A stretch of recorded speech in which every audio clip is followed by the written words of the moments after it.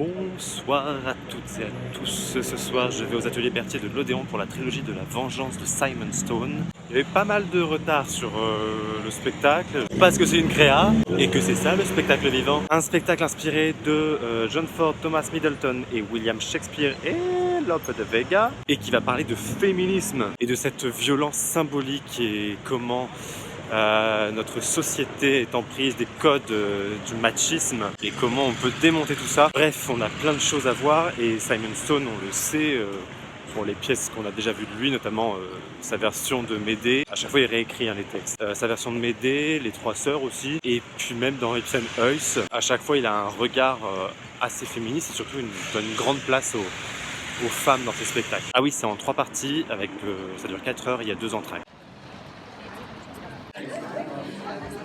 Ok, donc je vais pas trop en dire maintenant, mais il y a un sacré dispositif, 3 pièces distinctes, enfin non, pas 3 pièces dans le sens théâtre, hein, 3 pièces de vie, 3 lieux. Moi j'avais cette petite étiquette A qui fait que j'étais dans un espace théâtral avec un gradin et un espace scénique indépendant des 2 autres. Et donc j'ai vu tout ce qui se passait dans la chambre d'hôtel à Paris à différentes époques, avec différentes histoires, enfin différents personnages, parce que tout est vraiment imbriqué. Tout est dans le désordre aussi, tout arrive par fragments. On comprend aussi que les personnages qui jouent devant nous, après vont dans les autres salles pour aller jouer devant les autres publics. Tout de suite je me suis dit, putain mais je comprends pourquoi il y a eu du retard, parce que quel casse-tête, quel bordel de gérer les timings pour que chaque comédien soit au bon endroit, au bon moment. L'ordre des scènes, c'est hyper clair malgré tout, malgré le fait que ce soit complètement décousu et à des époques différentes. Tout simple, hein, mais genre la fille rentre et elle dit putain c'est galère pour trouver un Vélib. Tu sais qu'on est en 2018. Et puis après quelqu'un te dit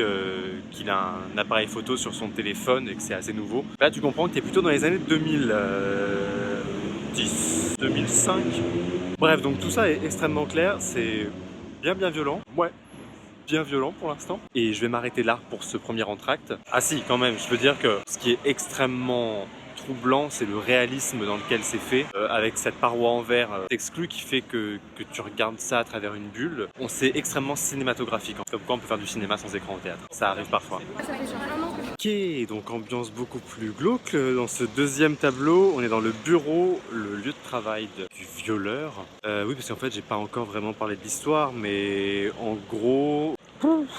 Comment je vais me lancer là-dedans? On est sur l'histoire d'un type qui, dans son entreprise, a violé des filles, des employés, qui couchait avec sa sœur, qui ensuite payait une de ses employées pour qu'elle lui ramène des filles mineures, vierges, pour qu'il couche avec en faisant en sorte qu'elle s'appelle Séverine, enfin en les appelant Séverine, pour que ça lui rappelle sa sœur.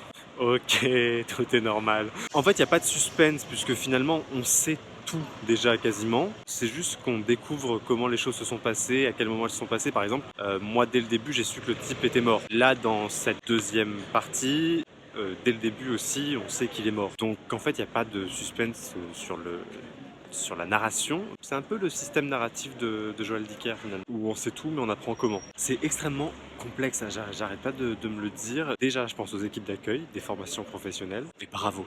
C'est rare quand on dit ça dans une critique, mais bravo l'équipe d'accueil. Et puis là j'ai vu dans les coulisses du coup, sur les côtés, on voit la feuille de route du spectacle déroulé, qui est encore affichée parce que c'est pas la même distribution pour le groupe A que pour le groupe B par exemple, parce que pour des questions de présence aux bons endroits, au bon moment, dans les bonnes salles, devant le bon public. Gros truc, hein. On y retourne.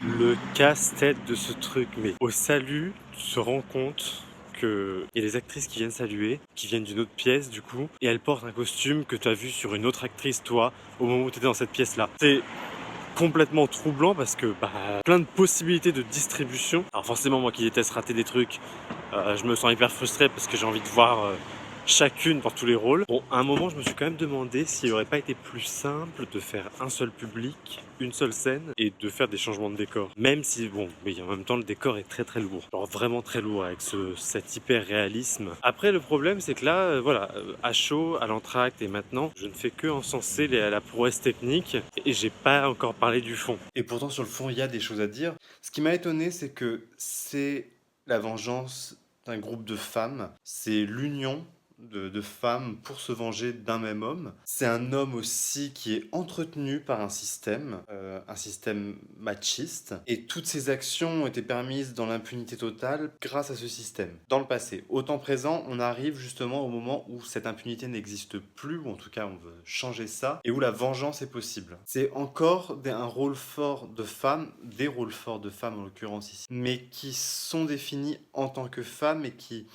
des femmes qui luttent contre l'oppression patriarcale. C'est encore construit sur les ruines du patriarcat. Et j'avais pas vraiment compris ça, je pensais qu'on serait dans quelque chose de beaucoup plus après le patriarcat, beaucoup plus déjà avec une base égalitaire homme-femme. Moi, ça me fascine vraiment sa capacité d'écriture à Simon Stone. C'est un vrai drame contemporain qui pourrait passer à la postérité, mais dans sa forme complète. C'est-à-dire que c'est pas juste le texte. Les trois salles distinctes avec les trois dispositifs scéniques en bifrontal, en angle et en frontal, je crois que ça participe à l'immersion, à la sensation d'enquêter sur cette histoire. À chaque fois, changer notre point de vue, même si on reste observateur, on n'a pas la même position. Il y a une vraie sensation de puzzle qui se construit. On arrive sur la fin des représentations, j'ai mis un peu de temps à faire cette vidéo parce que j'avais complètement oublié de tourner cette séquence que je suis en train de tourner en ce moment. Bref, voilà. Courez voir ce spectacle, c'est merveilleux. Je me dépêche de faire le montage, de mettre ça en ligne. Allez, ciao.